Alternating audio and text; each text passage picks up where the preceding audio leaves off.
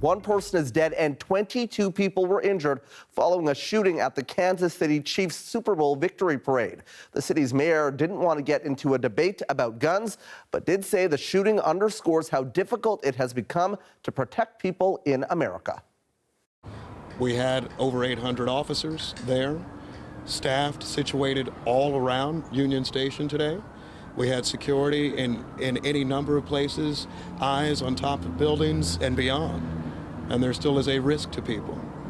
And I think that's something that all of us who are parents, who are just regular people living each day, have to decide what we wish to do about it. Parades, rallies, schools, movies, it seems like almost nothing is safe.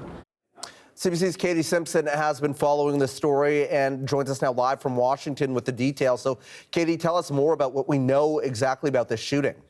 Hundreds of thousands of people were in downtown Kansas City on a beautiful day for a major celebration. It is such a big deal to win the Super Bowl. And of course, in an American city, a big American city, this kind of celebration is the kind of thing you bring your kids out of school for, a once-in-a-lifetime celebration. And as this celebration was winding down, once the players had made their way through the city's streets and made their way up to a stage to thank the fans for their support through the football season, that's when shots were fired. It was near the end of the parade route near what's known as Union Station, a transit hub, when those first shots were fired, causing chaos and panic. The images we've seen from the area of people running for their lives, leaving the area where where the sound of gunshots are taking place, and police running toward the danger. Among those trying to escape the chaos was the mayor himself. I'm incredibly upset, disappointed. I was there with my wife, I was there with my mother. We never would have thought that we, along with Chiefs players, along with fans, hundreds of thousands of people, would be forced to run for our safety today. This is a day that a lot of people look forward to, something they remember for a lifetime. And what they shouldn't have to remember is the threat of gun violence, marring a day like this, injuring them and their families. At least 8 of the individuals who were transported to hospital were rushed there with life-threatening injuries. And we do have new information from Children's Mercy Hospital in Kansas. A spokesperson telling CBC News Children's Mercy is treating 12 patients from the rally. 11 are children.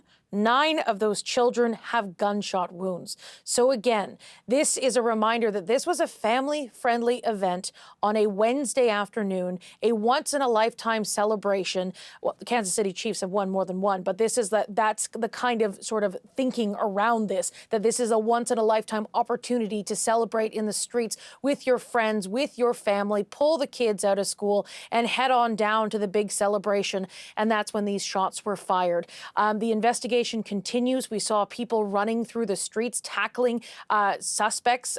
There's at least one video that is circulating on social media showing a crowd chasing after someone who was later taken into custody. So again, we now know that at least 22 people were injured. One person is dead. Among the injured are children who were there for a major celebration and what was supposed to be a fun day for everyone in Kansas City. Those numbers so disturbing, Katie. Is there any indication as to a possible motive in this shooting?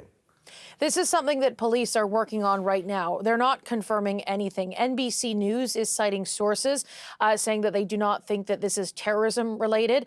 Of course, the big question is, was this something that was targeted, or is this some sort of dispute that just happened to have taken place at this location where hundreds of thousands of people happen to be out celebrating? So again, we don't have any sort of confirmation on what that motivation could be at this point. The White House has been briefed. President Joe Biden has been briefed on what's been going on, as has the Director of Homeland Security. He's been briefed as well. So there are federal resources being surged into the community to support the investigation, and that will continue to look at and get to the bottom of why this happened. CBC's Katie Simpson tracking the latest for us in Washington. Thanks, Katie. Thanks.